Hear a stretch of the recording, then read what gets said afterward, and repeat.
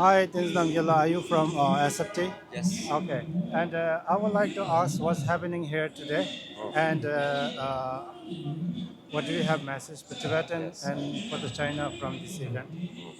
So one day every year, we always gather here in New York City, and Tibetans are always gathering every year around the world for March 10th. And so, what March 10th means for me, and I think for many Tibetan people, is a way to recommit ourselves to the Tibetan movement and make sure that we will not give up until Tibet is free.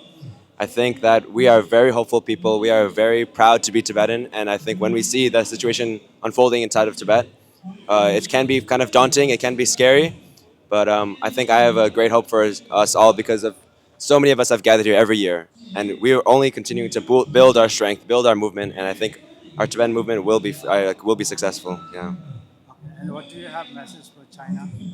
My message for China is that I think China is very afraid right of us right now. I think China is very afraid of even inside of themselves. They are very afraid when they look into themselves. They don't see community. They don't see like connection. They see so much fear. They see so much fear of having to be loyal to Xi Jinping, having to be extremely like dedicated, extremely and afraid of Xi Jinping and what is like what he will do to him, what he will do to them. I think the Chinese government is very insecure, and I think that only will it will only get worse as Xi Jinping continues to purge off his military leaders, his secretaries, his generals.